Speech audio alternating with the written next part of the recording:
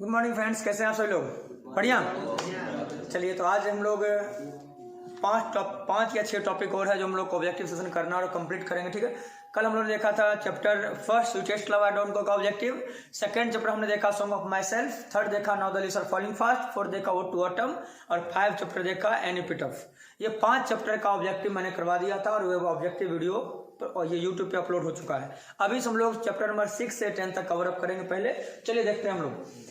The soldier chapter है, the soldier. और the soldier क्या है? ये एक सोनेट है, याद रखिएगा। पूरे बुक में सिर्फ एक ही सोनेट आपका दिया गया, जिस पूरे किताब में सिर्फ कितना सोनेट है? एक सोनेट, और उसका नाम क्या है? The soldier. अब सोनेट होता क्या? मन में एक सवाल आता होगा कि ये सोनेट क्या है। तो 14 लाइन के पोयम को सोनेट कहा जाता है। कितना line? 14 line. A poem that has 14 lines that is known as sonnet.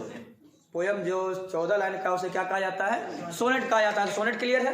उसके बाद the place where the soldier would be buried would be treated as the part of death after his death. एक ऐसा जगह जहाँ soldier को दफनाया जाएगा, वो किसका पार्ट माना जाएगा? वो इंग्लैंड का। क्यों? ये देशभक्ति पोयम कहाँ का है? इंग्लैंड का है। देशभक्ति पोयम बच्चों कहाँ का है? ये इंग्लैंड का है, इसलिए England is the right answer.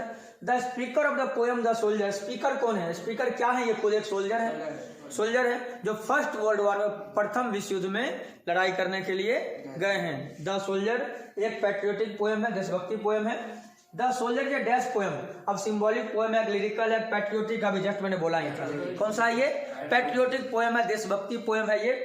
अगला द पोयम डैश ये पैट्रियोटिक पोयम। कौन सा देशभक्ति पोयम है? The soldier. एक ही पोयम देशभक्ति पोयम है, एक ही पोयम, एक पोयम लव पोयम भी है। कौन सा? Sweetest love I don't go. अगला the soldier deals with. Soldier deal करते कौन से देश को? इंग्लैंड को डील करते हो, क्यों? इंग्लैंड के सोल्जर है। Rupert Brooke speaks in the guise of an dash soldier. कहाँ के सोल्जर के रूप में ये है? English soldier. इंग्लैंड के सोल्जर क्या कहा जाता है? English soldier. वहां के लोग को इंग्लिश पीपल कहा जाता है। इंग्लैंड के लोग क्या बोलते हैं? English people. The poem dash is sonnet. कौन सा पोएम सोनेट है? The soldier. एक ही सोनेट पोएम है ही मात्र। The speaker is not afraid of death. Speaker डर नहीं लगता किन से? डेथ से। मौत से डर नहीं लगता मुझको। एक गाना था ना कि मौत से डर नहीं लगता मुझको, बस तुमसे जुदाई का डर है। एक गाना ना, माही वेश एक सॉन्ग है, सुने होंगे सभी लोग। तो डेथ से, मौत से डर नहीं लगता। The dust stand for. Dust का यूज किसके लिए हुआ है? सोल्जर के लिए। वहां कहते हैं कि समृद्ध धरती में एक समृद्ध कण छुपा हुआ है। अब एक कण किसके बारे में बात हुआ है? वहां के सोल्जर। क्योंकि समृद्ध धरती में कण छुपा हुआ है, वो समृद्ध धरती में जो भी दफनाए गए, कहाँ के सोल्जर? इंग्लैंड के सोल्जर के बारे में बात कर रहे हैं। The term conceal. कंसील का मतलब होता है छुपा हुआ। कंसील मतलब क्या होता है? छुपा हुआ। कंसील। देखो, अभी कंसील है, अब रिवेल हो गया। कंसील हो गया, रिवेल हो गया। कंसील हो गया, रिवेल हो गया। कंसील मतलब छुप गया, रिवेल मतलब प्रकट हो गया। कंसील मतलब छुप गया और रिवेल मतलब प्रकट हो गया। कंसील, रिवेल। कंसील का उल्टा क्या होता है? रिवेल। ऐसे जाटना कंसील, रिवेल, कंसील, रिवेल। कंसील मतलब गुप्त, छुपा हुआ, यानी क्या हो जाएगा? हिडन हो जाएगा। हिडन का मतलब क्या होता है? छुपा हुआ।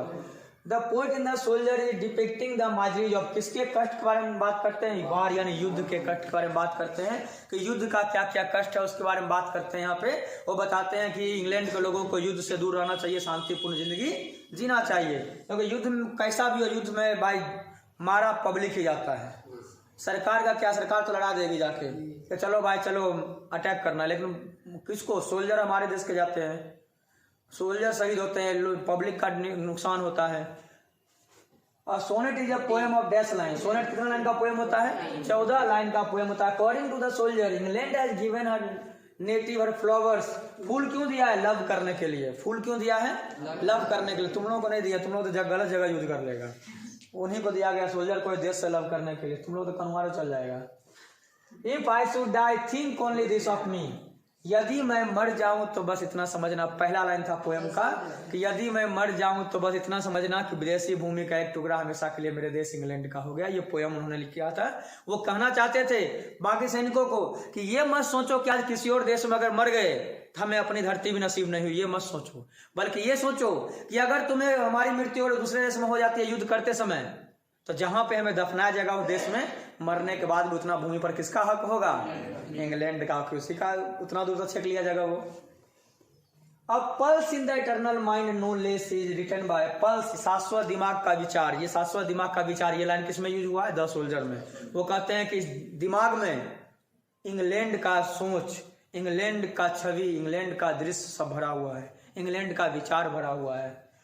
Who has compose the poem the soldier, इसके कवि का नाम क्या है? Rupert Brooke. लॉजिक मैंने बताया था कि सोल्जर है, सैनिक है, और तुम लोग अगर सैनिक बनेगा, तुम लोग अगर सैनिक बनेगा, बिहार के लोग अगर सैनिक बनेगा तो पहले बोली और बाद गोली, वो बोलिए से गोली चला लेता है। यहाँ के लोगों में एक अलग लेवल का बात है। आपको पिछला साल वाला याद नहीं होगा कि जब बिहारी रेजिमेंट का चाइना से पंगा जब हुआ था, तो चाइना वाला को ये सोचा था, चाइना और इंडिया के बीच में ना एक बॉन्ड बना हुआ है कि बंदूक लेकर दोनों बिना बंदूक के दोनों रहेंगे, कोई गोली उसमें पर नहीं चलाएगा। ये कॉन्ट्रैक्ट हो गया है। इसलिए चाइना वाला ना दिमाग लगाता है ज्यादा कि भाई बंदूक तो नहीं तो हम लाठी से पीट सकते हैं, कॉन्ट्रैक्ट में बंदूक ना साइन है। वो दिमाग लगाया कि बिहारी रेजिमेंट पहरा दे रहा था, आया लाठी लेकर खूब मारा एक सैनिक को, एक बहुत बुरी तरह से मारा। रात का समय था, सो रहा था। अब भाई जैसे आवाज आया सब दौड़ा, देखा कि भाई करीब 30-40 लगभग 40 के आसपास चाइना वाला सब था। अब वो पीट रहा था, बस ये लोग क्या था, ओकरे लाठी छीना, एक तो मार मारा वो सबको, इतना मार मारा, जबकि ये लोग 10 गो 12 था ही मात्र, इतना मार मारा उन लोगों को। अब बाद में फोन किया कि चले ले जा यहाँ से, उठाइयो लायक नहीं छोड़ा, मतलब खुद भागने लायक नहीं छोड़ा चाइना वाला को। समझ गया कि भाई ककरो से पंगा ले लिए, बिहारी से ले लिए, अपन सामान बिहारी को अपन सामान को फ्री में नहीं देता है, तो लाठी वो तोड़े लगो, हम मारे वो तोड़े करो। ये बिहारी है कि भाई तुम क्या समझ लिया, लाठी में तुम्हारा नहीं कूटेंगे तुम्हारे ऊपर। यहाँ जो एक बितारी ने दे सकता है खेत का, तो मुझसे सोच रहा है कि तुम अपना इंडिया में कब्जा कर लेगा, वो बिहारी रहते हुए। बिहारी के तो बस चले ना, एक बिता लेते तो सबको नाप लेगा वो। तो धमकी क्या देगा सैनिक जब बनेंगे? तो धमकी तुम लोग सोल्जर क्या बोलोगे? बताए दे वो रू का है, क्या बोलोगे? बताए दे वो रू। पहला धमकी दिया होगा, बताए दे छुए रू। Rupert Brooke was born in, Rupert Brooke का जन्म कब हुआ था बच्चों? 1887 में। यहाँ पे मिस हो गया है, 7 छूट गया है। 1887 में जन्म हुआ था रूपर्ट ब्रूक का, 1887 में जन्म हुआ था। Rupert Brooke was died in, इनका मृत्यु कब हुआ? 1915 में, वर्ल्ड वार से 1 साल बाद। जब प्रथम विश्व युद्ध को याद होगा 1914 में शुरू हुआ था, 1 साल के बाद इनको एक बीमारी हो गया, तो उसका नाम था सेप्टिकेमिया। रोग का नाम क्या था? सेप्टिकेमिया हो गया, सेप्टिकेमिया। रूपर्ट ब्रूक इज रिमेम्बर्ड है, किस रूप में याद किया जाएगा? तो वार पोइट के रूप में। ये ध्यान रखना है कि इनको युद्ध कवि के रूप में जाना जाता है, कारण कि ये वार में गए थे और एक सोल्जर है। अगला है Brooke inspired patriotism in the phase of first line. तो कौन से फेज में? अर्ली फेज में, शुरुआती फेज में उन्होंने देशभक्ति का परिचय दिया। शुरुआत में देशभक्ति का परिचय दे दिया उन्होंने, तो अर्ली फेज का यूज करेंगे। रूपर्ट ब्रूक है जे रिटन द पोएम, कौन सा पोएम लिखा है? The soldier. द सोल्जर कैसा पोएम है? वार पोएम है, ऊपर आ चुका है। अगला है the image and praise of dash run through both of stanza. किसका है तस्वीर, किसकी प्रशंसा स्टेंजा में किया गया है? इंग्लैंड का तस्वीर, इंग्लैंड की प्रशंसा की गई है।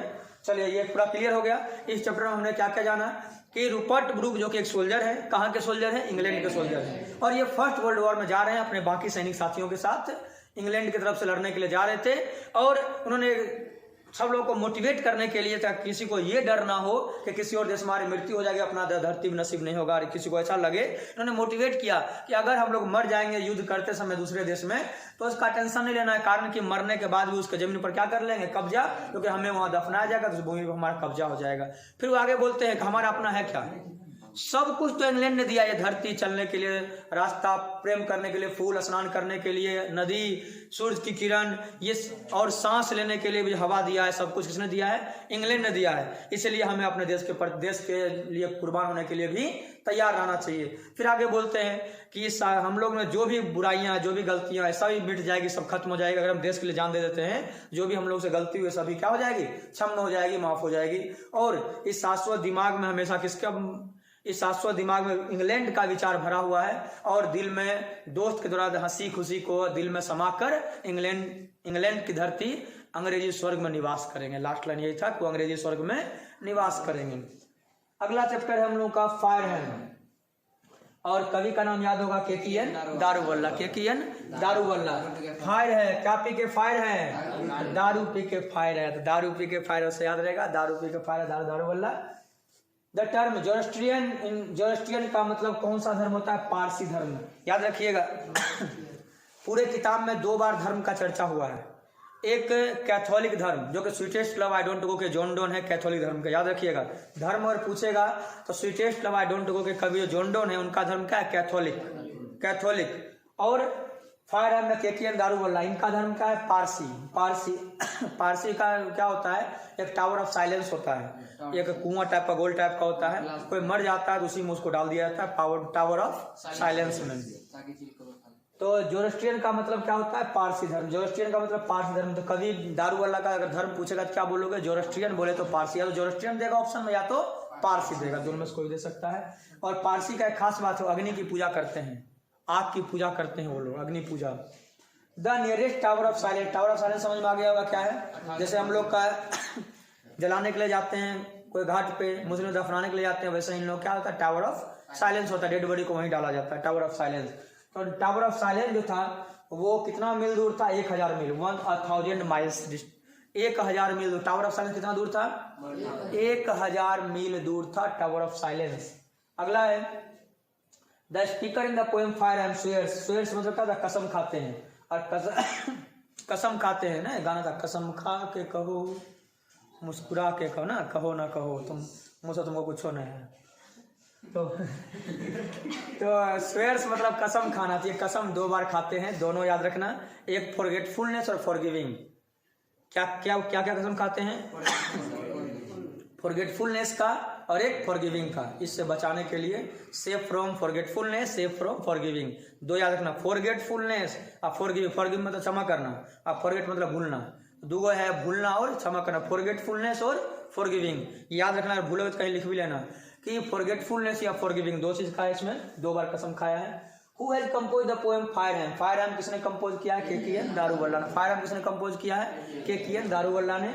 KKN दारूवल्ला रिसीव्ड साहित्य अकेडमी अवार्ड, साहित्य अकेडमी अवार्ड कब मिला था उनको, 1984 मिला। साहित्य अकेडमी अवार्ड कब मिला था, 1984 में इनको साहित्य अकेडमी अवार्ड मिला है, 1984 में साहित्य अकेडमी अवार्ड मिला है।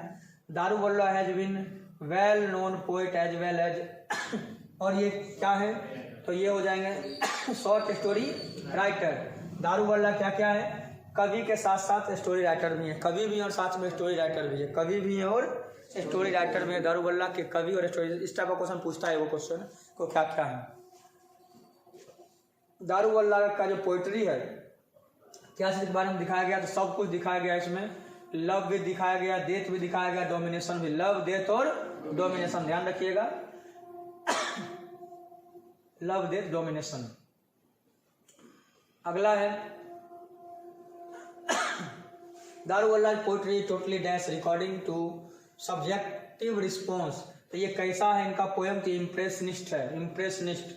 दारूवल्ला का पोएम कैसा है, इम्प्रेशनिस्ट, इम्प्रेशनिस्ट आकर्षक है, इम्प्रेशनिस्ट है। कैसा इनका है दारूवल्ला का पोएम, ऐसे बोलोगे दारू के प्रति लोग क्या हो जाता है, इम्प्रेस हो जाता है, दारू देख के दारूवल्ला इम्प्रेस होता है, मेरा नहीं, तो इससे याद रहेगा, दारू पे दारूवल्ला क्या हो जाता है, दारू को देखकर इम्प्रेस, दारूवल्ला दारू पिला तो क्या हो जाएगा, इम्प्रेस, इम्प्रेस से इम्प्रेशनिस्ट, ऐसे याद रख सकते हैं आप लोग आराम से।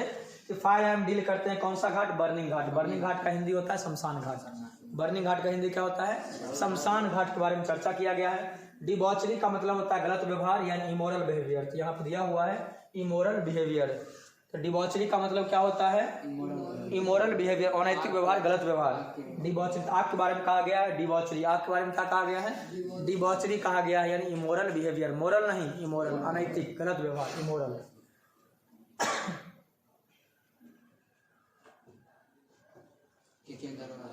देखो लॉजिक भी मिल गया तुरंत, देखो देवा रे देवा, देवा रे देवा, चोरी जो है वो कैसा बिहेवियर है, इमोरल अनैतिक बिहेवियर है, गलत व्यवहार है। ऐसे लॉजिक पर जोड़ के याद रख सकते हो, जब वर्ड देखो वर्ड का लॉजिक प्रकरण का तो वर्ड याद रह जाता है। देखो देवा रे देवा, चोरी करना कैसा बिहेवियर है, इमोरल बिहेवियर है, अनैतिक व्यवहार है, इससे याद रहेगा, याद रहेगा ना, देवा रे देवा, चोरी करना कैसा बिहेवियर है, इमोरल बिहेवियर है, अनैतिक व्यवहार है।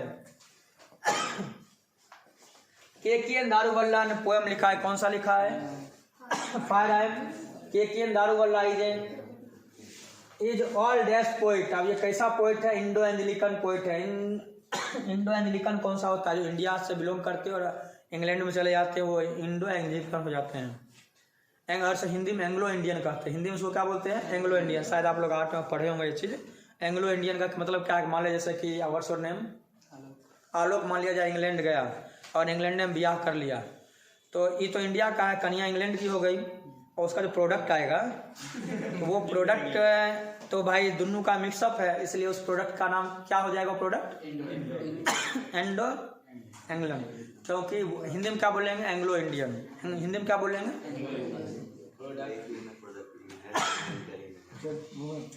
कब्जा कर लेना इंग्लैंड में तो जाके।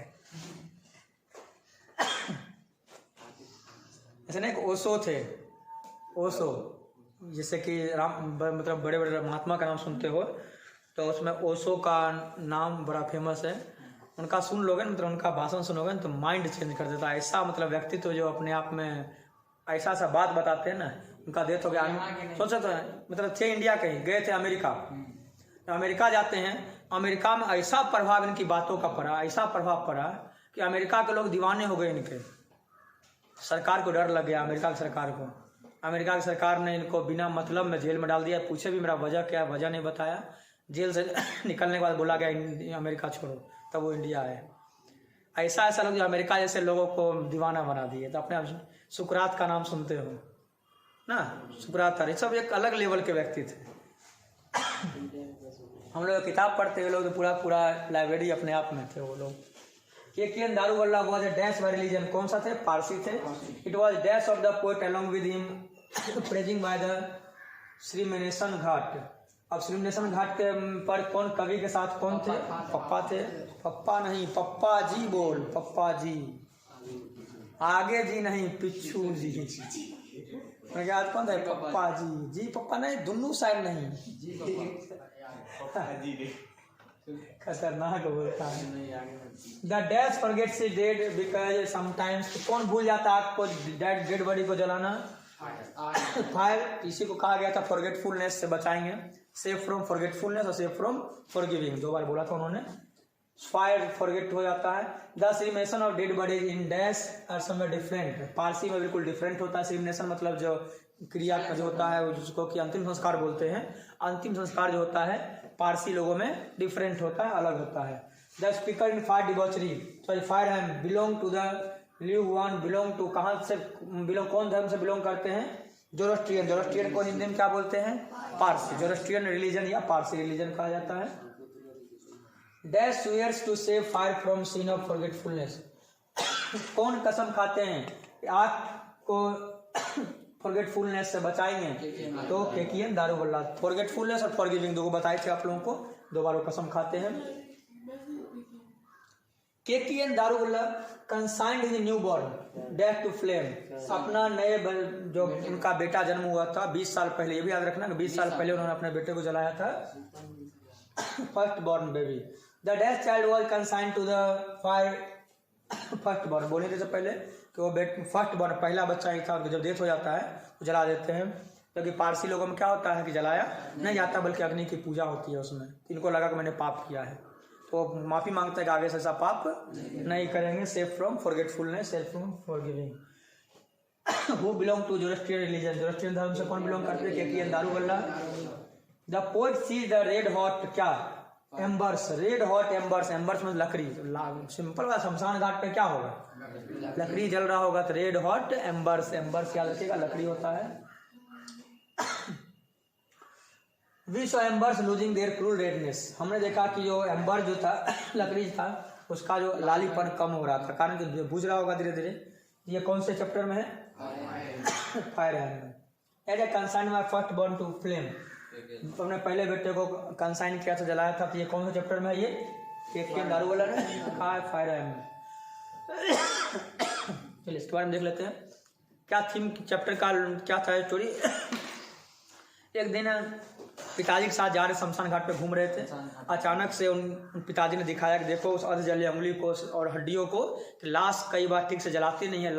ये लाश आग जो है ना, आग लाश को ठीक से नहीं जलाती है। ये आग का इमोरल बिहेवियर है, डिबॉचरी है।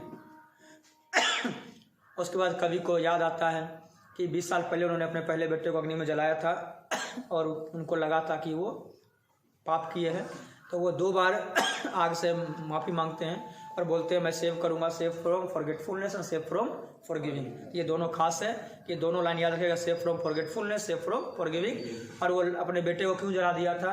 क्योंकि टावर ऑफ साइलेंस जहाँ पे वो लोग लाश को डालते हैं वो 1000 माइल से 1000 मील दूर था, इसलिए उन्होंने ऐसा किया था। तो ये भी पॉइंट का ध्यान रखिएगा।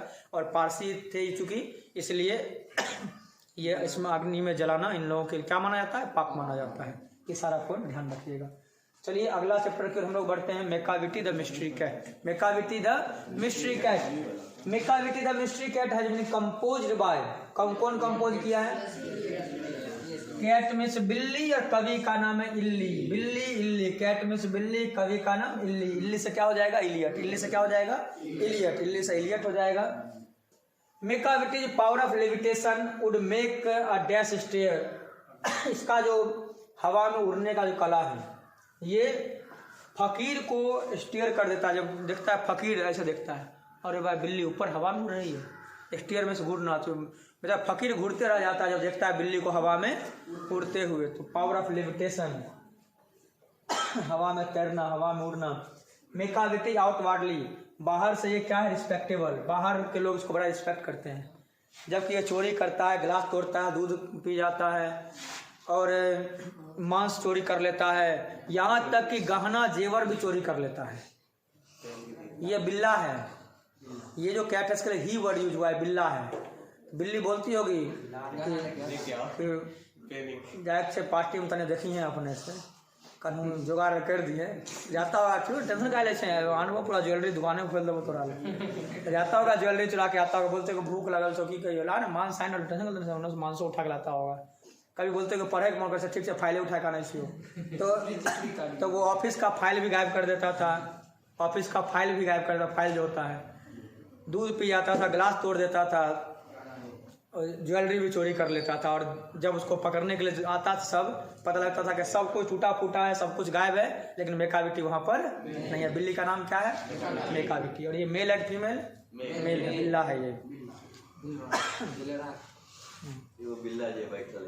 मेकाविटी को बाहर के लोग क्या करते हैं? आउटवर्ड रिस्पेक्टेबल, बड़ा रिस्पेक्ट क्यों किया जाता है? क्योंकि ये बहुत चालाक है। इसकी चालाकी के कारण कितना क्राइम करता है लेकिन कोई सबूत नहीं छोड़ता है, इसलिए से हिडन पाव कहा गया है, जिंजर कैट कहा गया है। Hidden paw, ginger cat, crime of Napoleon, master criminal, ये सब पॉइंट इसी के लिए यूज हुआ है। मेकाविटी का फुटप्रिंट नहीं मिलता है स्कॉटलैंड यार्ड में। In any copy of Scotland yard, इसके किसी भी जगह पर, कोई जगह पर, वैसे तो इसका सही आंसर फाइल होगा। कोई भी फाइल में या कोई जगह पर इसका ये फुटप्रिंट नहीं मिलता, कहीं भी इसका फुटप्रिंट मिलता ही नहीं। एनीवेयर, राइट आंसर हो जाएगा कि एनीवेयर, कहीं भी इसका फुटप्रिंट नहीं मिलता है। According to Eliot, Macavity is dash of crime, Napoleon of crime. Last ये पोएम का लास्ट लाइन है, कैसा है ये? Napoleon of crime. Who has composed the poem Macavity the Mystery Cat? कौन कंपोज किया? T.S. इलियट ने। Eliot was awarded Nobel prize. Nobel prize दुनिया का सबसे बड़ा पुरस्कार है। पूरे दुनिया में सबसे बड़ा पुरस्कार कौन है? Nobel prize. मिलेगा जरूर मिलेगा, नहीं होगा तो पूरा प्राइज खरीद के लिख देंगे नोबेल प्राइज। दुकान से खरीद लेंगे, ओरिजिनल खरीदेंगे, स्टिकर मार देंगे भाई, हम कहेंगे हमारा दे रहे तो हम किन लियो जाएगा। तो 1948 में मिला था इलियट को। कब मिला था? 1948 में नोबेल प्राइज मिला था। अगला है इलियट बिलोंग टू, कौन सेंचुरी से बिलोंग करते थे? तो ये 20वीं सदी से बिलोंग करते थे। इलियट कौन से सदी से बिलोंग करते थे? 20वीं सदी। इसका 1900 कुछ में जन्म होता है, 1900 कुछ में, वो सभी 20वीं सदी में होता है। सदी हमेशा एक ज़्यादा चलता है। जैसे अभी 2023 है, 2023 नहीं, 2023 सदी कौन सा है? 20 नहीं, सदी 21 है। शुरू में अगर 20 लगा हुआ है तो 21वीं सदी, शुरू में अगर 19 लगा है तो 20वीं सदी, 18 लगा है तो 19वीं सदी। सदी हमेशा एक ज़्यादा, ध्यान रखना इस बात को, कभी गलती मत करने का। कि जब आप लोग बहुत सबका जीवनी याद करते हो ना, जन्म याद करते हो, उससे आप पता कर सकते हो कौन सा अधिक होंगे। जिनका 1900 कुछ में होगा समझना 20 में, 1800 कुछ में होगा 19। तो इलियड जो है ये क्या है, कवि भी है, ड्रामेटिस्ट भी है, क्रिटिक भी है। मैक्सिमम चैप्टर जो है आपका ऑल वाला ही है। एग्जाम में 90% चांस होता है ऑल वाला ही आंसर ऐसे केस में। कवि भी है, ड्रामेटिस्ट भी है, क्रिटिक भी है। मेकाविटी द मिस्ट्री कैट क्या है, ये पोएम कैसा ह्यूमरस पोएम है। ह्यूमरस वर्ड याद रखना, पूरे किताब में दो ह्यूमरस है, 2 चीज ह्यूमरस है। एक तो ये खैनी वाला नानू काका वाला, पिंच ऑफ सन ऑफ नानू काका का जो ह्यूमरस स्टोरी है, और ये बिल्ली वाला ह्यूमरस पोएम है। ह्यूमरस मतलब मजाक, व्यंग। जो रियल में ये कोई ऐसा स्टोरी रियल में नहीं है, वैसा कोई बिल्ला है नहीं, कवि ने कल्पना किया है, मजाकिया ढंग से उसको प्रस्तुत किया। ऐसे नानू काका के बारे में आप लोगों ने पढ़ा था, पूरा मजाक से भरा हुआ। तो 2 ह्यूमरस वर्ड जब आएगा 2 ही चैप्टर आएगा। एक कौन आएगा, a pinch of sun of, और एक कौन आएगा, Macavity the mystery cat. Macavity the death of Scotland Yard. Scotland Yard के बेपलमेंट में आता है, कहा bafflement, death of Scotland Yard की गलियों में मिलता है ये बेपलमेंट ऑफ स्कॉटलैंड यार्ड। याद रखिएगा, इंपॉर्टेंट क्वेश्चन है। Bafflement of Scotland Yard, Scotland Yard की गलियों में मिलेगा ये। खोजना जाके स्कॉटलैंड चल जाओ, मिल जाएगा। ओकरा खोलने के लिए स्कॉटलैंड का जरूरत है, अपना गाँव में बिल्ला बिल्ली सब मिल जाता है। TS. Eliot has written the poem. TS. Eliot ने कौन लिखा है, इल्ली ने लिखा है, बिल्ली वाला यानी कैट वाला पोएम लिखा है। That's the master of criminal. Master of criminal कौन है, मेकाविटी। मेकाविटी मंकी रेखाविटी होगा मेकाविटी। मेकाविटी को क्या कहा जाता है, हिडन पाव कहा जाता है। क्या कहा जाता है इसे, हिडन पाव कहा जाता है। मेकाविटी मूव्स लाइक, कैसे घूमता है ये, तो सांप की तरह गर्दन घुमा रहा था इसे। मेकाविटी किसकी तरह करता है, सांप की तरह। ये भी याद रखना कि मेकाविटी का तुलना किससे किया गया है, सांप से किया गया है, क्योंकि वो सांप की तरह घूमते रहता था, अपना मुंडी बिल्कुल कहीं भी घुस जाता था। The poet compares Macavity. Macavity का कंपैरिजन किससे किया गया है, नेपोलियन से। पहले पढ़ चुके थे, किससे किया गया है, नेपोलियन से किया गया है। मेकाविटी द बेपलमेंट ऑफ, स्कॉटलैंड यार्ड पढ़े थे ऊपर में, बेपलमेंट ऑफ स्कॉटलैंड यार्ड ऊपर पढ़ चुके हैं। Dash is tall and thin, कौन लंबा है पतला है, पतली हाय हाय, कौन है ये पतली हाय हाय वाला। और देखो गाना का आंसर मिल गया। Yes sir. बहुत सारा की चीज का आंसर यही मिला हम लोग को ना। ये रिश्ता क्या कहलाता है, उसका भी पढ़े तो सिंटैक्स कहलाता है। सब्जेक्ट और वर्ब का जो रिश्ता है, तो ये रिश्ता क्या कहलाता है, तो ये सिंटैक्स कहलाता है। मैं नहीं तो कौन बे, पोन बे, PON3 लगाए थे पैसिव वॉइस में, पीछे पुराना वो ऑब्जेक्ट टेंशन आया, अभी 3 पोन 3, तो मैं नहीं तो कौन बे, तो पोन बे। अब यहाँ पतली हाय हाय वाला देख लिया कि क्या था, मेकाविटी। ये स्टार्ट किया, यही शुरुआत में किया होगा। तो मेकाविटी डैश क्या है, ये एक बिल्ली है। हाँ ये ध्यान रखना, मुंगू जेरी और ग्रीडल ये भी बिल्ली का ही नाम है। एग्जाम पूछ सकता है, आपके किताब में दोनों का नाम भी दिया गया है। कौन कौन, मुंगू जेरी और ग्रीडल बोन। मुंगू जेरी ग्रीडल बोन ये दोनों क्या है, बिल्ली है। कौन कौन है, मुंगू जेरी और ग्रीडल बोन। मुंगू जेरी ग्रीडल बोन ये दोनों क्या है, यो बिलार है। मेकाविटी क्या है, ये क्रिमिनल है। मेकाविटी क्या है, ये क्रिमिनल है। वैसे क्रिमिनल है, मेकाविटी क्रिमिनल कहा गया है। आउटलॉ भी माना जाता है क्योंकि नियम कानून को ब्रेक करता है। मेकाविटी दोनों आंसर होगा। मेकाविटी फुल ऑफ डैश क्या है, ये डिसीटफुल। ये क्या है, डिसीटफुल है, धोखेबाज है। मेकाविटी क्या है, धोखेबाज है। तेरा नाम धोखा रख दो, नाराज होगी क्या, नहीं काहे रखा नाम, नाम क्या, मेकाविटी। नाम धोखा किसका रख दिया गया है, मेकाविटी का। देखो अरिजीत सिंह गाना का आंसर ये मिल गया। तेरा नाम धोखा रख दूं, आवाज दोगी क्या, नहीं सॉरी क्या था, नाराज होगी क्या, हमको लग रहा है आवाज दोगी। वो तो बुलाने वाले में ना, आवाज दोगी क्या, जा रहा हूँ दूर तुम आवाज दोगी, उसमें अलग था ना। हाँ आवाज देना है, जा रहा हूँ दूर तुम आवाज दोगी क्या, तो हाँ देंगे, जाने वाले को बाय करेंगे। वही सब पढ़े थे, जाने वाले को बाय करेंगे 1 2 3, 3 से पहले नया, नया से पहले पुराना। सब गाना का आंसर यही मिला है। तो मेकाविटी क्या, डिसीटफुल है यानी धोखेबाज है। तो Macavity disappears from the place of there before the dash reach there. जब वहां पे पुलिस आता उससे पहले डिसअपियर हो जाता था, गायब हो जाता। पुलिस के आने से पहले गायब हो जाता था। जैसे रिजल्ट आने के दिन तुम लोग गायब, बच्चा लोग गायब हो जाता है घर से, तो पहले देखथिन, अभी ताजा ताजा रहबै तो बिना मतलब में ला देथिन, तो ठंडाइल जेबै तो कोई दिक्कत नहीं से।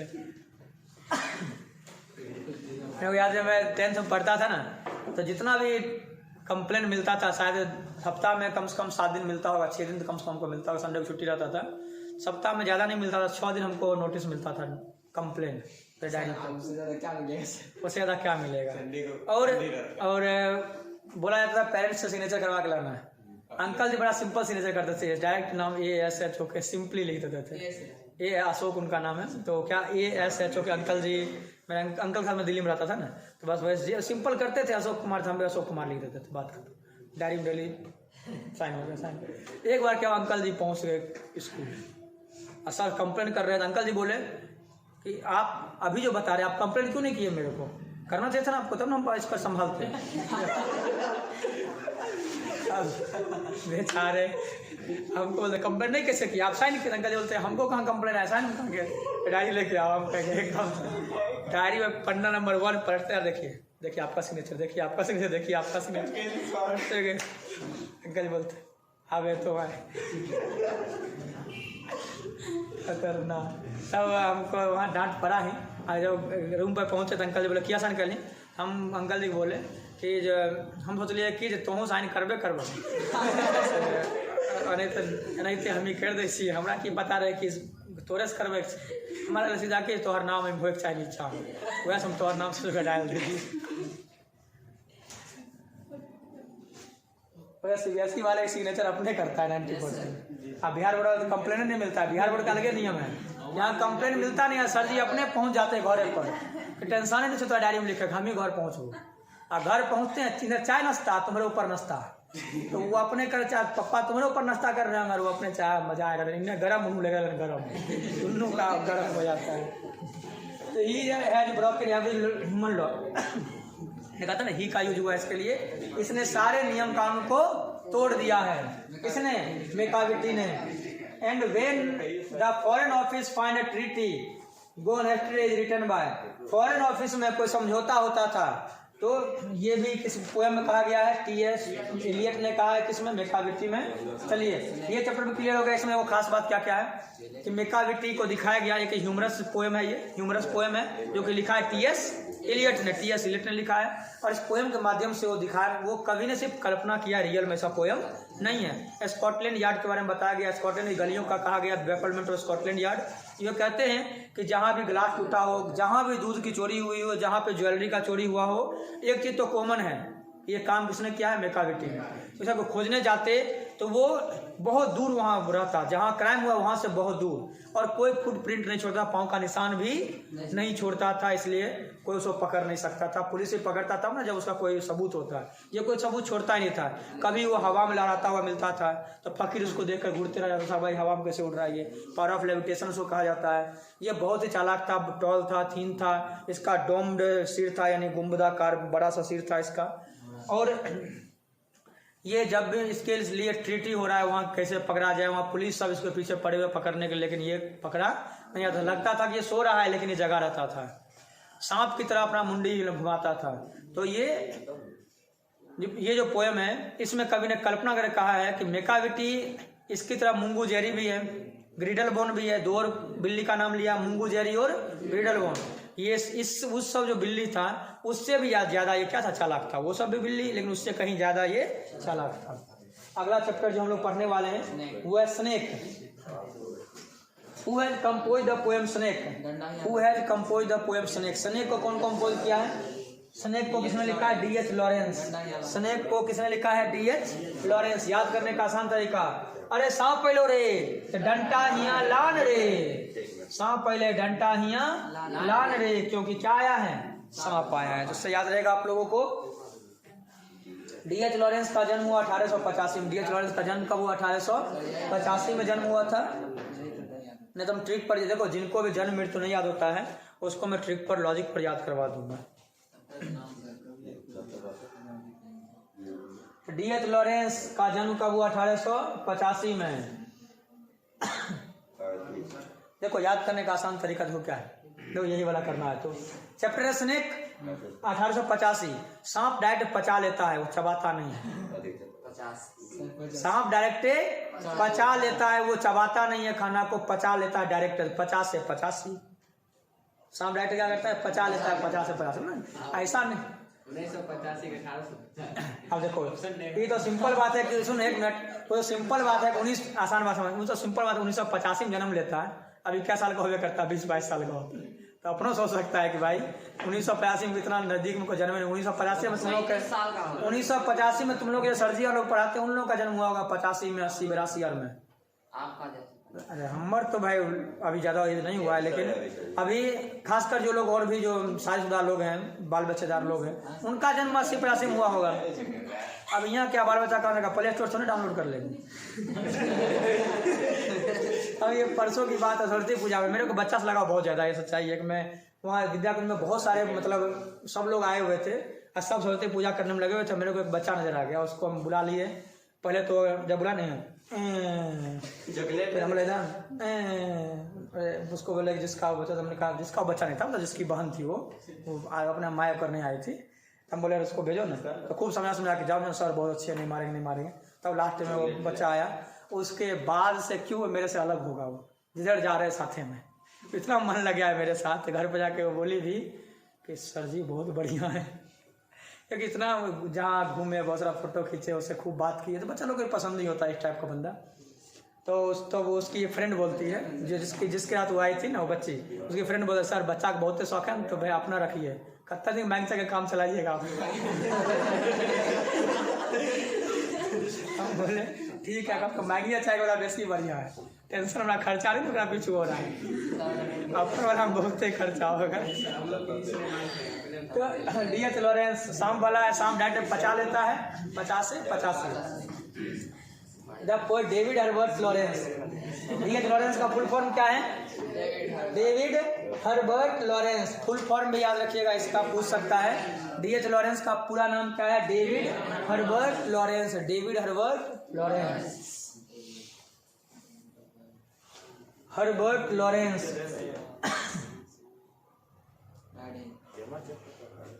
अच्छा ये पूछा क्या है कि मृत्यु कब, 1930 में सांप में होता है विष, मरा है सांप और ये मरा है 30। सांप में होता है विष, मरा है ये 30। ऐसे याद रखना 30। और सांप जो काटता है 30 लगता है ना, दर्द होता है 30 मरता है, ऐसे ध्यान रखना कि सांप जब डस लेता है तो आदमी मर जाता है, यानी ये भी मर गया है। जब मरने लगता है उसको क्या पूरे शरीर में मचता है, 30 उठता है। गांव में 30 बोला था, दर्द को क्या बोलते गांव में, अरे जब 30 उठ रहा है, 30 दबा दें 30 उठे छेगा, तो 30 से 30 डायरेक्ट पचा लेता है, 50 से 85। अब याद हो रहेगा नहीं वाला, बोले कि हर चीज का लॉजिक है, ऐसा नहीं है कि लॉजिक नहीं बनेगा, है कोई चीज तो लॉजिक बनेगा।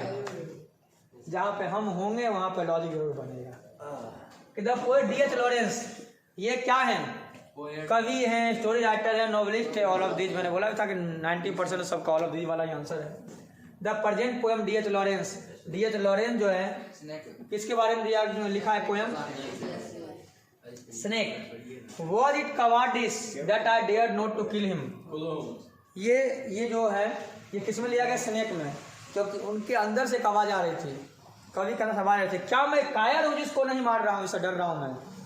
कवि सोच रहे थे कि क्या मैं कायर हूँ जो सांप को नहीं मार रहा हूँ, बार बार इनके दिमाग, ताकि दिमाग कह रहा था कि मार दो, ये नहीं मार रहे थे। And stop and drink the little more. वहाँ पर रुकता है, थोड़ा सा पानी और पीता है, सांप थोड़ा और पानी पीता है। ये भी स्नेक चैप्टर का ही है। Phrase king in exile in the poem snake stand for. ये किसके बारे में, किंग ऑफ एग्जाइल, राजा तुलना, मैंने बोला था तुलना किससे हुआ है, एल्बर्ट नाम की पक्षी से हुआ है। एल्बर्ट नाम याद रखना, एल्बर्ट्रॉस नामक पक्षी से हुआ है इसका तुलना। उसके बाद राजा तुलना हुआ है, गेस्ट यानी मेहमान से तुलना हुआ है, और कैटल यानी मवेशी से भी तुलना हुआ है। सांप का तुलना किससे हुआ है, गेस्ट यानी मेहमान से तुलना हुआ है। उस सांप का तुलना और किससे हुआ है, कैटल यानी मवेशी से तुलना हुआ है। उसके बाद किंग राजा से तुलना हुआ है, गॉड यानी भगवान से तुलना हुआ है, और एल्बर्ट्रॉस पक्षी 5 गो तुलना हुआ है। 5 को फिर से देखते हैं। सबसे पहले गेस्ट से तुलना हुआ है, मेहमान से, गेस्ट से। उसके बाद कैटल से, मवेशी से। उसके बाद एल्बर्ट्रॉस पक्षी से। उसके बाद किंग यानी राजा से, और लास्ट में लॉर्ड यानी भगवान से। शुरुआत करते हैं किससे? गेस्ट से। ये गेस्ट हो गए, गॉड हो गए, जीजी वाला हो गया गेस्ट और गॉड। एल्बेट्रॉस पक्षी से हुआ है, और किंग से हुआ है, और कैटल यानी मवेशी से हुआ है। Cattle king, cattle king, cattle king, cattle, albatross bird. और एगो गॉड से हुआ है, एगो गेट से हुआ है। ध्यान रखना, पांचों में से कोई दे सकता है। आफ्टर हिटिंग द स्नेक, सांप को हिट करने के बाद, मारने के बाद, जान से नहीं मारे थे, लाठी फेंके थे विद लॉग, ये लाठी से जब फेंके थे उसके ऊपर। तो ये पूछ रहा है कि कभी वो क्या होता है, कभी को एक्सपीरियंस होता है, बड़ा अफसोस होता है, इनको लगता है कि मैंने पाप कर दिया है, मैंने पाप कर दिया सांप के ऊपर लाठी चला के, इनको बड़ा अफसोस होता है। यहाँ तो लोग ढूंढ के मार देते हैं। तो सांप को इसे मैं मानता हूँ कि मारना नहीं चाहिए।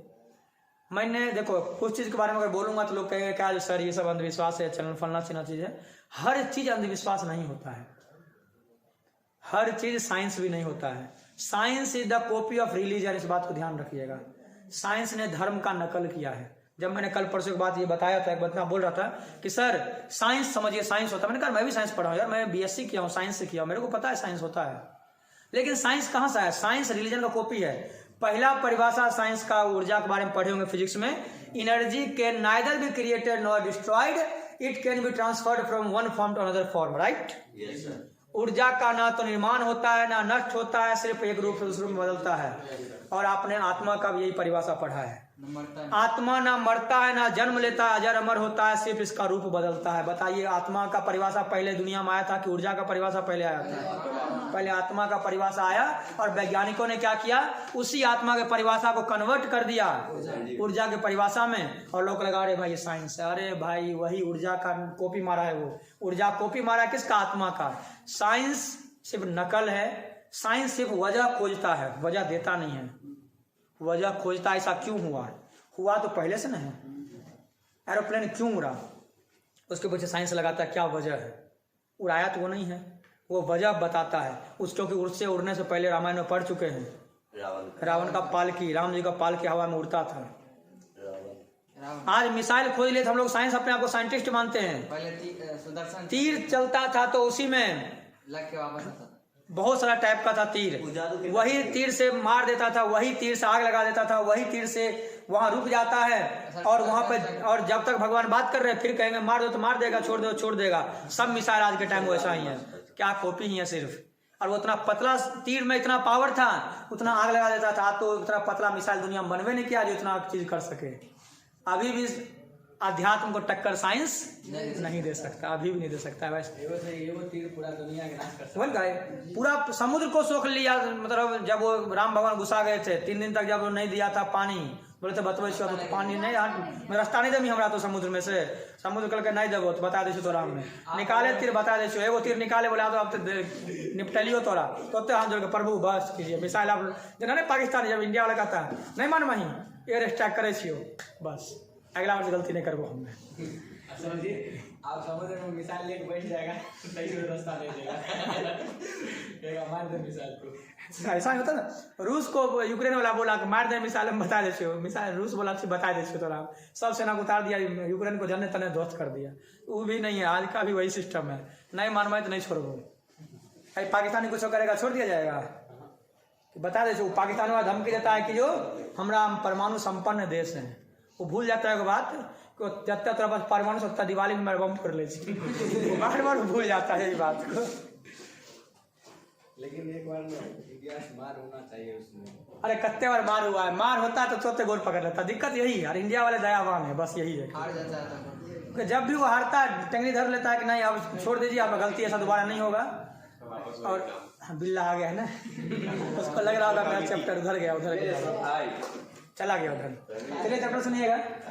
The snake came to the poet's water trough on the dash day. जो ये सांप आया था वाटर ट्रू यानी पानी के हौज के पास, कौन कैसा दिन कैसा था? गर्म दिन था, हॉट डे था, गर्मी का दिन था। उसको प्यास लगी थी और कभी पैजामा पहने हुए थे, ये भी पूछ सकता है कभी कौन सा ड्रेस पहने हुए थे? पैजामा पहने हुए थे। In dash according to the poem snake black snake are considered as innocent. ये भी ध्यान रखना, पूछ सकता है कि ब्लैक सांप को इनोसेंट कहा गया। इनोसेंट मतलब मासूम। गोल्डन सांप को गोल्डन स्नेक को वेनोर्मस कहा गया है, दोनों याद रखना। ब्लैक पूछेगा तो इनोसेंट, और गोल्डन बोलेगा तो वेनोर्मस। वेनोर्मस, वेनोर्मस का मतलब होता है जहरीला, वेनोर्मस। इनोसेंट मतलब मासूम। सर जैसे तेरी मासूमियत ने हमें बंजारा बना दिया, देखने में दोनों खत्म आ गए। है ना। तो ये इंडिया का नहीं है, ये सांप कहाँ का, सिसिली का। सिसिली कहाँ है? इटली में। यहाँ का करका सांप को मासूम मत समझ लेना, दुर्गा साहब बताया करता। इंडिया में करका को मासूम मत समझना, निपटा देगा। हाँ, यहाँ तो पता चलता है कौन मासूम है और कौन खतरनाक है। यहाँ तो जे डसा बात खत्म। बस एक सांप लगता है मासूम, जैसे बच्चा सब गाँव देख में हरा हरा ताली बजा के भगाते। अरे तो ताली बजा के भाग नहीं आता है, थोड़ी ना आता कि हमारा डैस ले। अब हम लोग थोड़ी ना जानते हैं कि मासूम है कि निपटा देगा उसको। प्रैक्टिकल का थोड़ी ना देखा गया, किसी को काटता था वो जल्दी काटवे नहीं करता है। अब पता नहीं यार, कहाँ तक तो सुनवे नहीं किया किसी को काटा हो, तो कैसे बात कर सकते हैं। तो ब्लैक स्नेक क्या इनोसेंट है, कहाँ का? सिसिली का। मैंने बता दिया था, पूछ सकता दो बातें। ब्लैक सांप कैसा होता है? इनोसेंट। कहाँ का? ये सिसिली का। सिसिली कहाँ है? इटली में। सिसिली कहाँ है? इटली में। वहाँ वोल्केनो बहुत ज्यादा। हाँ, वोल्केनो बहुत आता है, ज्वालामुखी फटते रहता है। The speaker in the poem snake hits the snake. Snake chapter में सांप को हिट किया गया था लॉग से। लॉग मीन्स लाठी, लॉग मीन्स लाठी, लॉग मीन्स लाठी। लोग बातें बात पे लॉग उठा लेता है। लोग क्या उठा लेता है? बातें बात पे लॉग उठा लेता, लाठी उठा लेता है।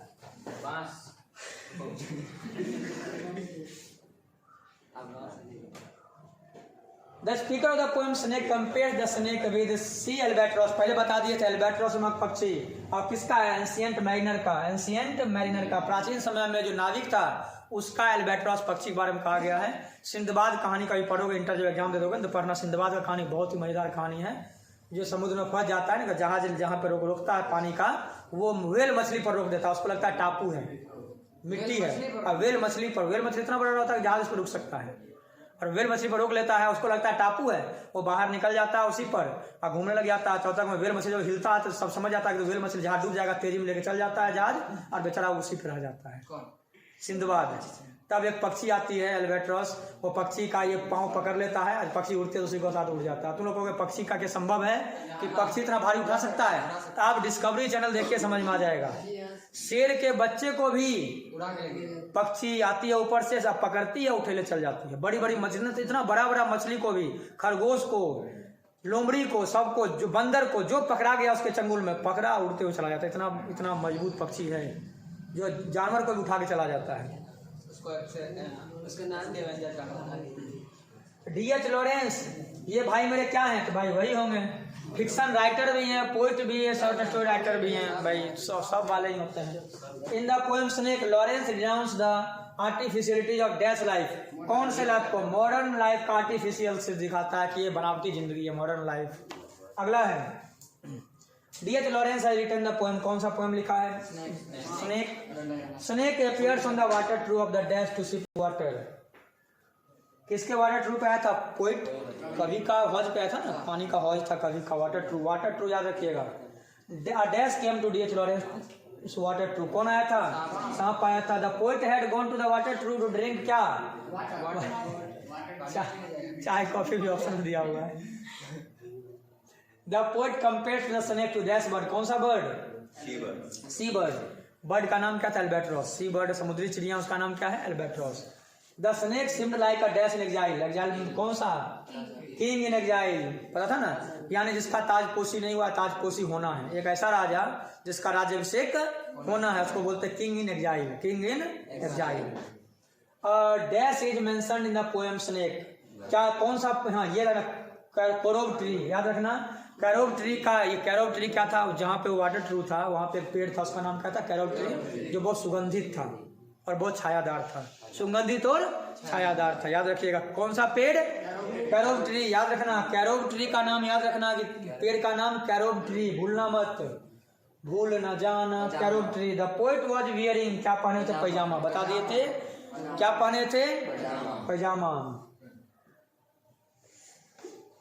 The snake met the poet. सांप का मुलाकात कवि से हुआ near the water trough. Water trough के पास हुआ था।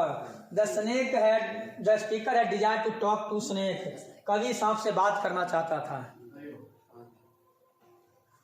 वो बोलता होगा फों तो हाँ या फों या तो दोनों में बात हो रहा होगा। तुम लोग तो बात कर सकते हो, जैसे बोलेगा सांप फों, अरे तोरे वजह सर्दी बदल के फों से फोर सिंस तोरे ऊपर ग्रामर बदल खुद तो बताया था ना कि जब भी बीन बजेगा तो फों वाले बाबा निकलेंगे। फों यानी क्वेश्चन जब बीन लगा रहेगा बीन फों यानी फो यानी फोर सेंस। मैंने बताया था लॉजिक पर आप लोग को, जब बीन लगता है तो फोर सेंस का यूज होता है प्रीपोजिशन में। The snake looked at the poet vaguely, याद रखिएगा वैग्यूली यानी यूं ही देख लेना, क्योंकि कोई बिना इरादा का देखना उसको क्या बोलते हैं वैग्यूली।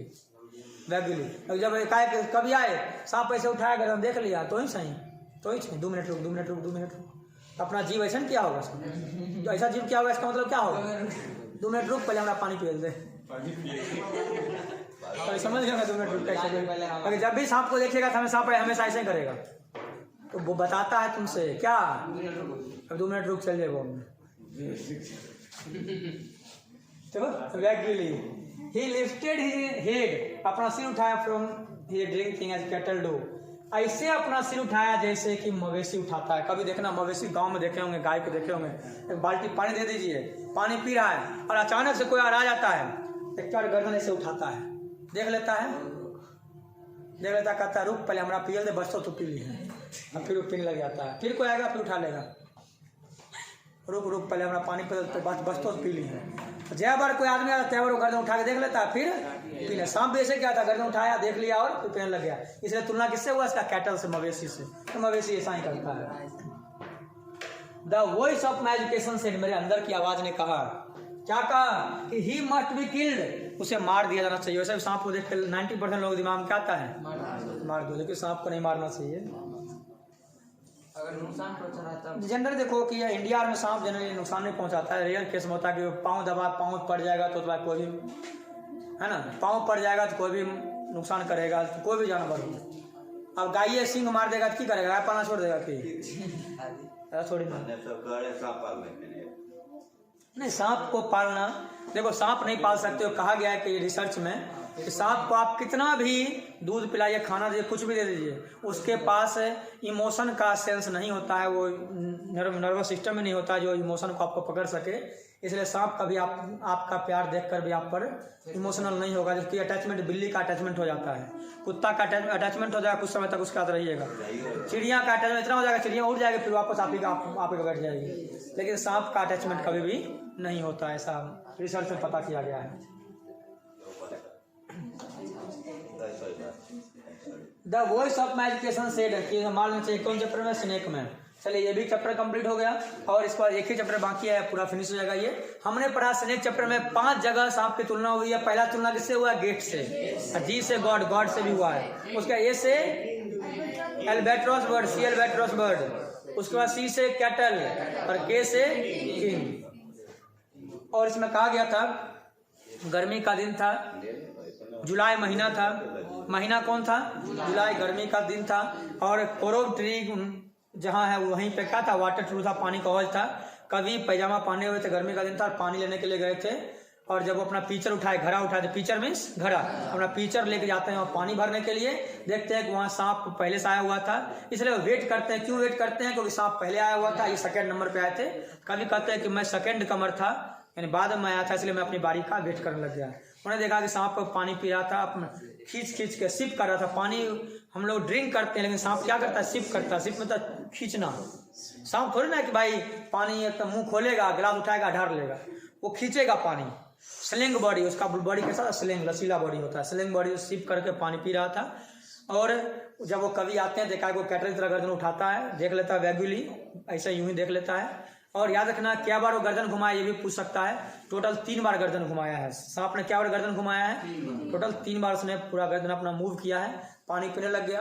कभी को लास्ट में बार मन में होता है क्या, जो मारना चाहिए, लेकिन कभी को वो बहुत पसंद आ जाता है, कभी उसे लाइक करने लग जाता है, वो चाहता है उससे बात करें। लेकिन फाइनली जो बार उनके अंदर आवाज है, जो पानी पी के जाने लग जाता है, फीजर में दरार होता है। FISSUR, फीजर मीन्स दरार। बहुत भूलेगा तो याद रख सकते हो, जब फिसल जाते हो तो पाँव में क्या आ जाती है, दरार आ जाती है, हड्डियों में दरार आ जाती है, फीजर में दरार। अभी मेरे हाथ से मोबाइल फिसल गया था, उसके टेम्पर ग्लास में क्या हो गया, दरार आ गया था। शुक्र है कि टेम्पर गया, नहीं तो ये शौक में आज पढ़ाई वो नहीं नहीं बुरा तो जरूर लगता है बेवजह। देखो पैसा आप सिंपल बात समझो ना, 100 रुपया तुम्हारे पास है, मात्र 100 रुपया, वो 100 रुपया तुम आज जाके चाउमीन खा लो, तुमको टेंशन नहीं होगा। लेकिन वही 100 रुपया तुम्हारा खो जाएगा, तुमको दुख होगा। 50 रुपया खो जाएगा, दुख होगा। 50 का खा लोगे तुम, 500 का ना, 500 का भी खा लोगे, तुमको दुख नहीं होगा।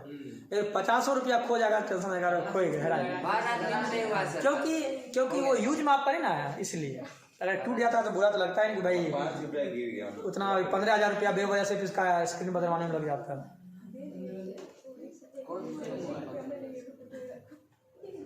एक्स सीरीज का है तो एक्स सीरीज का अभी दाम थोड़ा सा घटाया है। जिस समय लिए तो उस समय 70,000 रुपया था, अभी लगभग 55,000 के आसपास, 50 या 55,000 के आसपास, हाँ 50 या 55 के आसपास है। एक्स सीरीज का जो फोन आता है ना, कैमरा के लिए स्पेशली है, वो रिकॉर्डिंग इसमें लिखा हुआ भी रहता है कि प्रोफेशनल वीडियोग्राफी।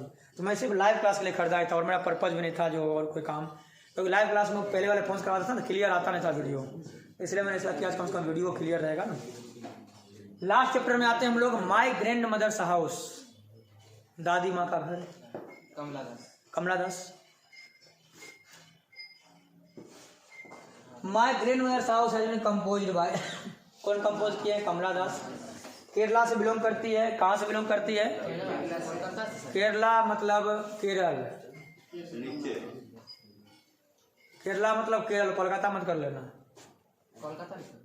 ये उनका पोयम का नाम है भाई, समर इन कोलकाता। वैसे तो कालीकट लिखा हुआ था कोलकाता में, पहली बार देख रहे हैं। समर इन कालीकट था उनका पोयम लिखा हुआ, ये लिखा है कौन? कमला दास ने। अगला है समर इन कालीकट था। कमला दास का जन्म कब हुआ है? 1934 में। 1934 में जन्म लिया था कमला दास ने और 2009 में उनकी मृत्यु हो गई थी। याद रखिएगा, जन्म कब हुआ था? 34 में, और मृत्यु कब हुआ था? 2009 में। 2009 हाल फिलहाल की बात है। तो 1934 में इनका जन्म था, कमला दास का।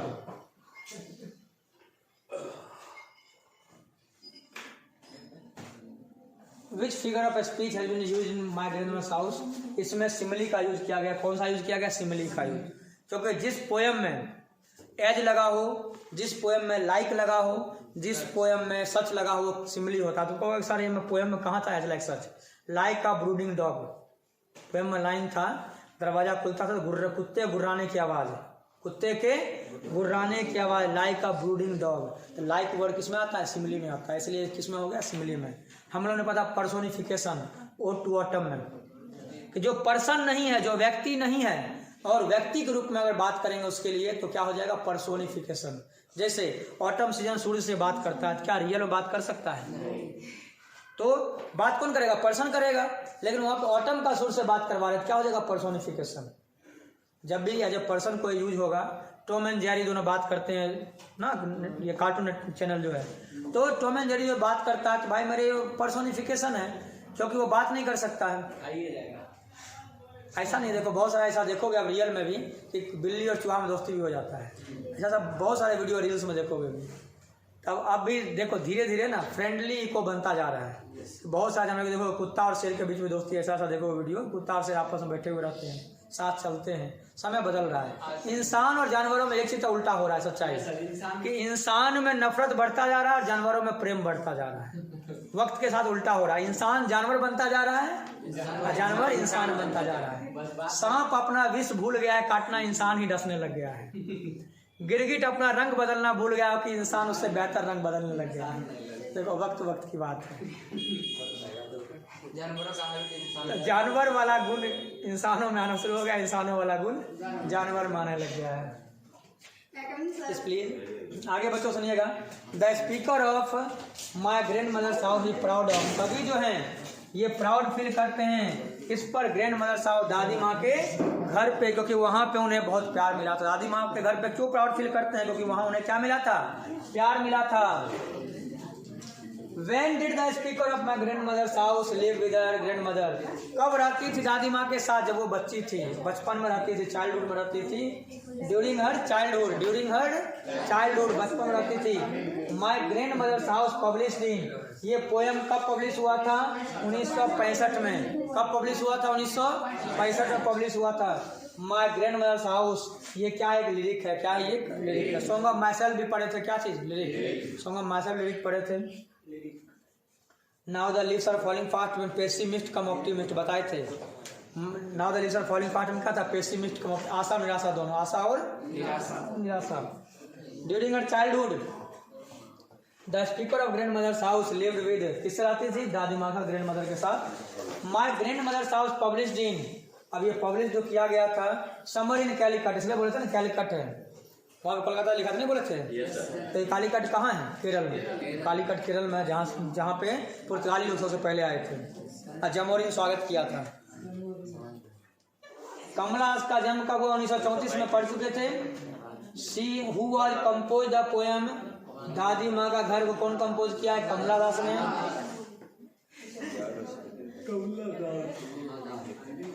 Who is the speaker in the poem grandmother's house, दादी माँ के घर, इसका कौन है, Kamala Das. Kamala Das written the poem कौन सा, my grandmother's house. Kamala Das is dash poetess, कहाँ की है वो, इंडियन है, अपने केरला की है, ये इंडियन है। Kamala Das is talking about her dash, who is dead now, दादी माँ के बारे में बात करती है, ग्रैंड मदर के बारे में बात करती है। Kamala Das remembers the happy days spent with the sweet company of her grandmother. She notice the dash behind the door of the bed, क्या डॉग, ब्रोडिंग डॉग, मैंने बोला था like a brooding dog, dogs के बारे में बताया गया था यहाँ। The house went into silence due to the death of grandmother women, उस औरत के मरने के बाद घर सन्नाटा में बदल गया। मुझे भी याद है कि जब तक मेरी दादी जिंदा थी ना, तभी तक हम घर जाया करते थे। जब दादी का जब डेथ हो गया लास्ट, या ये शायद 17 या 18 में हुआ था, पूरा याद नहीं अच्छे से, तो उसके बाद से अभी तक घर से मेरा कोई मतलब नहीं रहा है। जब तक दादी थी, दादी के लिए स्पेशली हम घर जाया करते थे।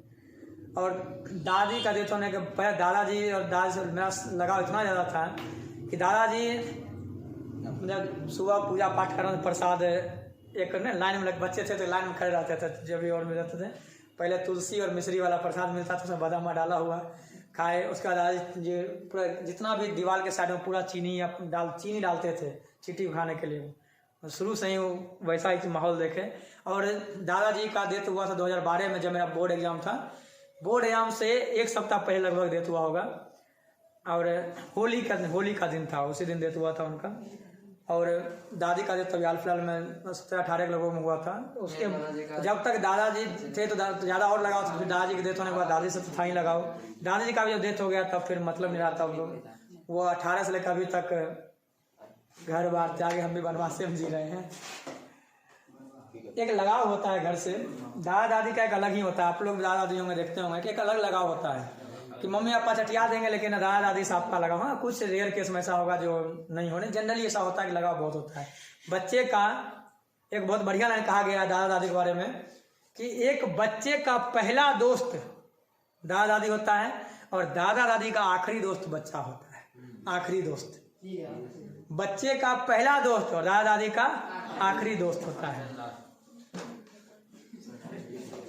द हाउस, साइलेंस बदल गया किसके डेथ पर, वुमेन के डेथ पर। My grandmother's house is an dash poem by Kamala Das.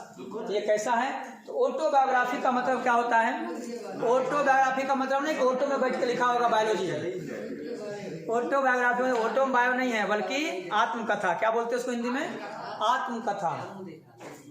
The poetess in grandmother's house begs at a stranger door, वो रिक्वेस्ट करती है अनजान दरवाजे पे कि मुझे दादी माँ जैसा प्यार दो। उन्हें दादी माँ जैसा प्यार कहाँ मांग रही है, स्ट्रेंजर डोर, यानी अजनबी के दरवाजे पर, स्ट्रेंजर डोर पे। There is a house now far away where once I received love, ये पोएम का पहला लाइन था। एक घर था बहुत दूर जहाँ मुझे प्यार मिला था। ये कौन से पोएम में है, दादी माँ, the my grandmother's house. Behind my brooding bedrooms door like a brooding dog, बताए थे लाइक का यूज हुआ है, मैंने बताया था सिमिलर इसलिए कहा गया है। Kamala Das. Summer in Calcutta is collection of Kamala Das. चलिए इसी के साथ ये पोइट्री का सारा ऑब्जेक्टिव हम लोग फिनिश कर लिए। इसके बाद ये पूरा का पूरा बच्चों एक एक पॉइंट रिवाइज करने, इस बात बताते हैं, दो बातें समझा देते हैं। एक तो सब वीडियो को स्पीड 2x कर लेना, डबल स्पीड कर देना, टाइम बचेगा। माना कि जो वीडियो 10 मिनट का होगा 5 मिनट देख लो, आप सुनना ही तो है, सुनना ही तो है। डबल स्पीड कर दिया सेटिंग में जाके, सेटिंग मतलब मोबाइल का सेटिंग, अपना मत करने लग जाना कहीं जाके। तो मोबाइल में सेटिंग में जाके, नहीं सब आज का अगला होता है सब चीज़, तो सेटिंग में जाके 2x कर लेना, डबल स्पीड कर देना, और डबल स्पीड करने के बाद पूरा का पूरा वीडियो शुरू से लास्ट देख लेना। और एग्जाम जिस दिन होगा उस दिन भी यहाँ पे सभी लोगों को आना है। एग्जाम जिस दिन होगा उस दिन नहीं, मतलब उससे दिन पहले ही, नहीं कि एग्जाम यहीं देने आ जाना। एग्जाम से एक दिन पहले सभी लोग आइएगा, एक बार पूरा रिवाइज हम यहाँ करवा देंगे। और जब यहाँ से घर जाइएगा ना, ज़्यादा मेहनत मत कीजिएगा। और हाँ, जो लोग भी यहाँ नहीं होंगे, जितना भी मैं पढ़ाऊंगा ना लाइव कर दूंगा, ताकि क्या होगा, जो कहीं पे सेंटर पे एग्जाम रूम लेकर रह रहे होंगे, आराम से वहाँ पे पूरा का पूरा। और हाँ, उस दिन जो क्लास होगा, मैं बता देता हूँ एक बात आप लोगों को पहले ही सुनिएगा, मेरे भाई मेरे सुनो ना, हेलो सुनिएगा, कि जिस दिन एग्जाम से पहले हिंदी वाले में गैपिंग है, यस सर। तो हिंदी वाले में जो गैपिंग है उस दिन क्या करेंगे कि रात में तो लाइव क्लास होगा ही, उसके बाद एक अगले दिन जो संडे, शायद संडे ही होगा ना, तभी ना गैपिंग होगा, संडे होगा। तो इसलिए संडे को सुबह लगेंगे और सुबह से लेकर शाम तक कंटिन्यू।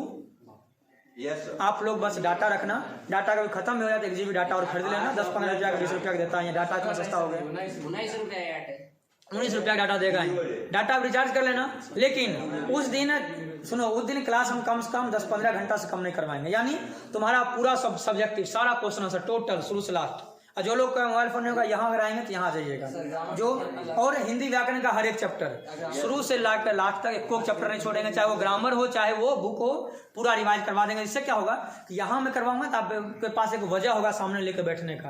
अब खुद में क्या होता है, थोड़ी देर पढ़े, दोस्त आ गया, चलना उधर घूमना, चलना बात कर लेते हैं, वैसे तो होगा नहीं, अरे भाई अभी पढ़ाई करना है। तो पूरा रिवीजन मैं करवा दूंगा हिंदी का।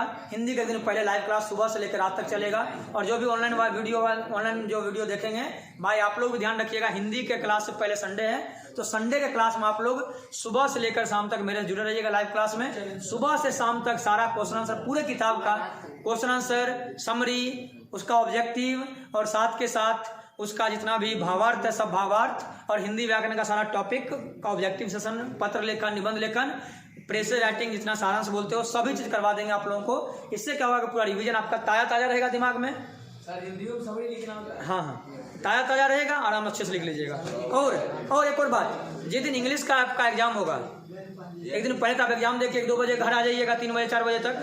तो उस दिन भी 4-5 घंटा कम से कम इंग्लिश का क्लास लेंगे, क्योंकि इंग्लिश का सिलेबस हिंदी की तुलना में बहुत छोटा है। खाली ग्रामर पढ़ाइएगा। इंग्लिश का जो हिंदी मतलब तुलना में थोड़ा छोटा सिलेबस है। तो और छोटा होने का मेन वजह क्या है, राइटर्स नेम आपका 15-20 नंबर का आ जाता है, लेखक का नाम, इस वजह छोटा हो जाता है। वो क्वेश्चन आंसर भी शॉर्ट पूछता है, क्या चीज, लेखक का नाम नहीं 15-20 नंबर नहीं देता, 2-3 नंबर देता है। इसलिए तो हिंदी इंग्लिश का थोड़ा छोटा सिलेबस है, इसलिए इंग्लिश का 4-5 घंटा में पूरा इंग्लिश का रिवीजन हम करवा देंगे, ठीक है ना। तो चलिए अब हम लोग अगला टॉपिक शुरू करेंगे, अगले वीडियो में हम लोग देखेंगे इसका अगला topic. Bye bye, take care. Sir एक टाइम